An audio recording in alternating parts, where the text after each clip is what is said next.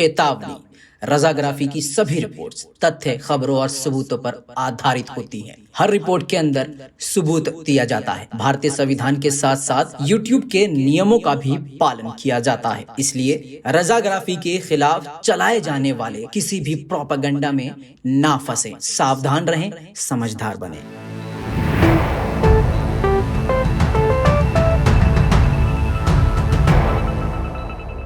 सलाम, नमस्ते, सत श्री अकाल। मैं हूं रजा और आप देख रहे हैं रजाग्राफी। रिपोर्ट बहुत धमाकेदार है और पहली रिपोर्ट, सबसे बड़ी खबर आपको इस रिपोर्ट में सबसे पहली खबर सबसे बड़ी बता रहा हूं। ध्यान से सुनिएगा, रिपोर्ट को शेयर कीजिएगा, अपनी राय कमेंट में दीजिएगा और रिपोर्ट को शेयर करना मत भूलिएगा।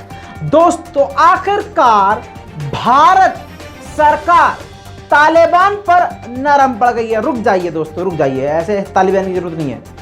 यह खबर मैं नहीं दे रहा हूं, गोदी मीडिया के चैनल ने ही इसको वेरीफाई कर दिया है। जी हाँ दोस्तों, एबीपी पर यह खबर आ चुकी है।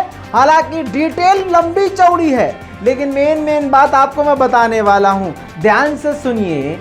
तालिबान के नाम पर भारत के अंदर ही भारत के मुसलमानों की मॉब लिंचिंग शुरू हो चुकी है। मुसलमानों को मारना, पीटना, काटना शुरू हो चुका है। मुसलमान को ही मारने के बाद उसी पर एफआईआर करके जो उसके मदद के लिए आवाज उठाए उन पर भी एफआईआर की जा रही है। और गलती से किसी के द्वारा प्रेशर बनाकर, थोड़ा बहुत प्रदर्शन करके अगर एफआईआर कर दी जा रही है गैर मुसलमानों के खिलाफ, तो फिर वो दूसरे सारे अंधभक्त निकलकर, बीजेपी वाले, सारे विंग वाले, सारे संगी लोग सड़क पर निकलकर थाने को घेर कर तालिबानी स्टाइल में नारेबाजी करते हुए, भैया भगवान का नाम लेते हुए, भगवान के नामों का इस्तेमाल करते हुए, अपने धर्म के नाम का इस्तेमाल करते हुए उस आतंकी लोगों को छोड़ने की बात करते हैं जो निहत्थे को मार मार के बेहोश कर दिए थे, उसके हाथ से पैसा छीन लिए थे, उसका सामान छीन लिए थे। जी हाँ दोस्तों, यह अंधभक्तों की औकात है। तालिबान के नाम पर मुसलमानों को लगातार टारगेट किया जा रहा है। हालांकि कई सारे मुसलमानों ने खुलकर जब तालिबान का सपोर्ट किया तो काफी ज्यादा टेंशन बढ़ गई। ऐसा नहीं है कि सारे ही मुसलमान अच्छे हैं। हर धर्म में, हर ग्रुप में अच्छे बुरे लोग होते हैं। भारत के अंदर ऐसे बहुत सारे मुसलमान हैं जो खुद भारत के मुसलमानों से ही नफरत करते हैं। तो जाहिर सी बात है वो तालिबान जिंदाबाद तो भारत में रह के बोलेंगे ही। आपको ये चीज समझ में नहीं आएगी, लेकिन थोड़ा सा टाइम लगेगा, लेकिन आपको धीरे धीरे आ जाएगी समझ में। लेकिन अच्छी बात यह है कि भारत सरकार जो कल तक ये कह रही थी कि हम तालिबान से बात नहीं करेंगे, बता दूं कि परसों वो भी यही कह रही थी, लेकिन कल कुछ दिन पहले तक तालिबान के साथ बैकडोर से भारत सरकार लिंक में आ गई थी। अब जब भारत सरकार ने अपना सारा काम काज तालिबान के आने के बाद अफगानिस्तान में बंद कर दिया है, ऐसे में अब तालिबान ने अपनी सरकार को तेजी से बनाना शुरू कर दिया है और वहां का सारा कामकाज हाथ में ले लिया है। तो अब भारत सरकार, हाँ बेटा ये लिंक लगा के रखना, हाँ मतलब ये पता नहीं ये इनको दौरा वगैरह पड़ने लगे अंधभक्तों को। हाँ बेटा, तुम्हारे बाप ने बात बताई है, एबीपी का जाके शीशा तोड़ो तुम, यहाँ बकैती मत मानना, ना जूता उठा के गू लपेट के मारेंगे मुंह तुम्हारे। हाँ ये लगा के रखो, हटाना नहीं, इसको हिलना भी नहीं चाहिए एकदम, थोड़ा जूम कर दो और हाँ बहुत बढ़िया। हाँ तो दोस्तों, आपको ये मैं बता रहा था कि अब भारत सरकार ने इस बात को जब देखा कि भाई तालिबान सरकार चला रहा है और अब क्या परिस्थिति होगी नहीं पता, तो अब भारत सरकार का रुख तालिबान के लिए नरम पड़ गया है। और आपको बता दूं कि भारत सरकार तालिबान के साथ बातचीत करने का चैनल ओपन करना चाहता है। और आपको बड़ी बात बता दूं कि ये भी तालिबान के ऊपर डिपेंड है कि अब वो कैसे भारत से बात करना चाहे, या मिलकर दूरसंचार यंत्र के द्वारा। हाँ, हमारी हिंदी देखो एकदम।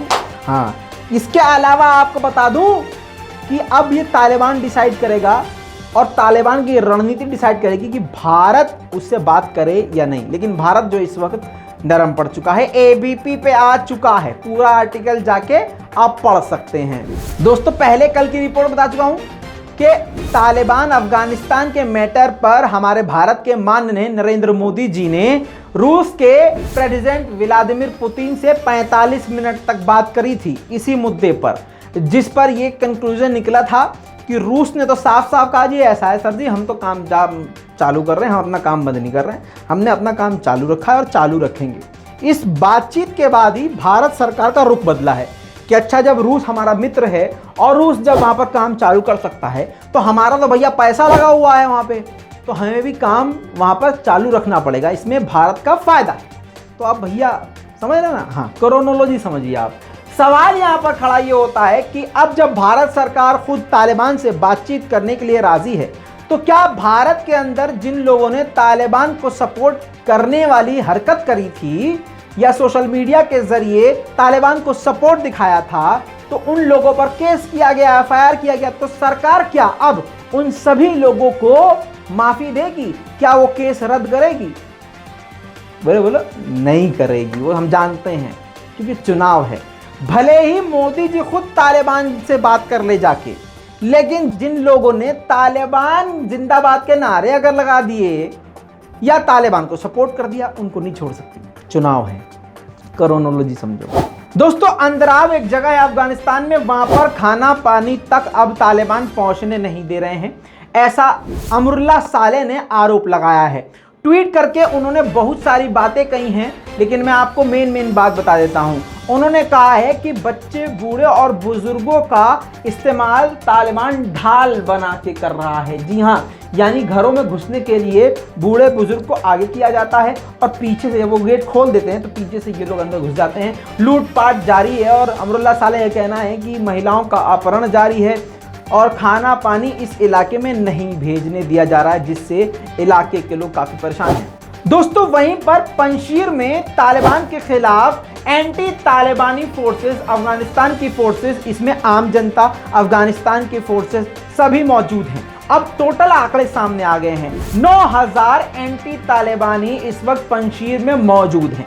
जी हां दोस्तों, और इनके पास mortar, machine gun, AK-47, tank, helicopter सभी मौजूद हैं। अब ये अल्लाह जाने या पंजशीर के लोग जाने कि उनको इतने बड़े बड़े हथियार, खतरनाक हथियार कहां से मिल रहे हैं। जी हाँ दोस्तों, इसके अलावा आप ये वीडियो क्लिप देख लीजिए।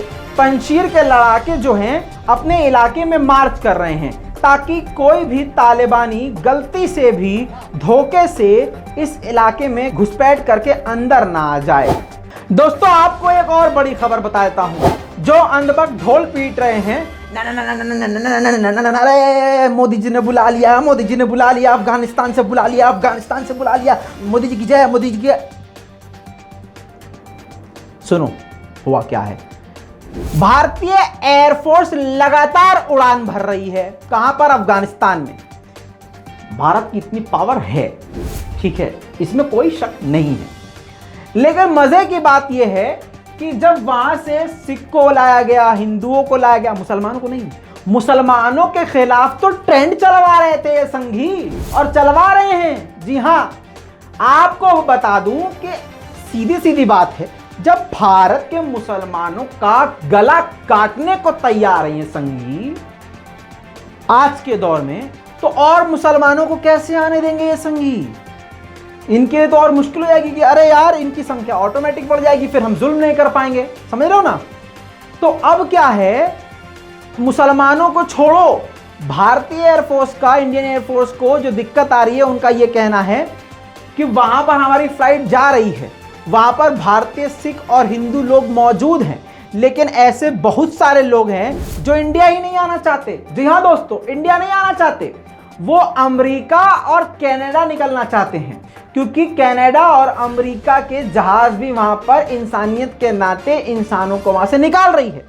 तो वो ये सोच रहे हैं, जो भारत के रहने वाले हैं, जिनको भारत आना चाहिए, वो ये सोच रहे हैं कि इंडिया ना जाकर हम कनाडा या अमेरिका चले जाएं।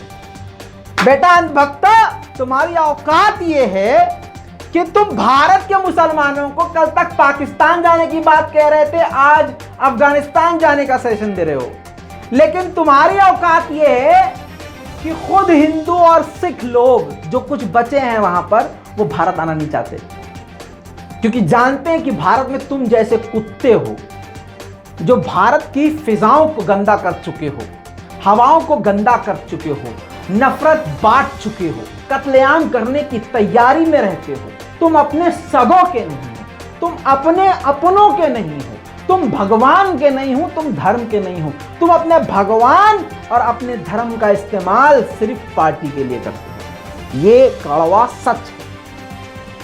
अब कमेंट में देखना, बहुत सारे लोग हगने आएंगे, लेकिन यही उनकी औकात है, इससे तो कुछ कर भी नहीं सकते। इसके अलावा एक और रिपोर्ट आपको बता दूं, सबसे बड़ी खबर यह भी आ रही है कि अमेरिका का ब्लैक हॉक हेलीकॉप्टर जो छूट गया था अफगानिस्तान में, उसमें प्रॉब्लम आ गई थी, वो उड़ नहीं पा रहा था। अब तालिबानियों ने उसको ठीक कर दिया और वो उड़ने के लिए तैयार है। वीडियो आपके सामने।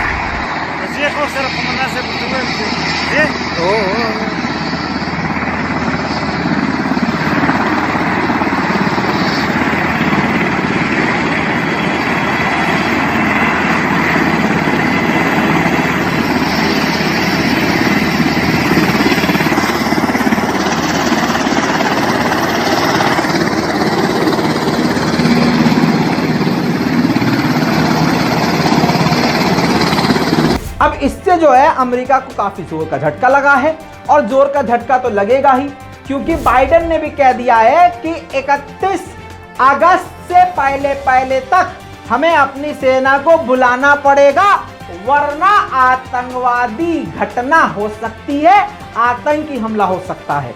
यानी आपको बता दूं, CIA आया खुद तालिबान से मीटिंग करने के लिए, अमेरिकी अधिकारी आए, लेकिन तालिबान ने नहीं सुनी, उल्टा और धमकी दी कि 31 August is your last date buddy, you have to get out from here.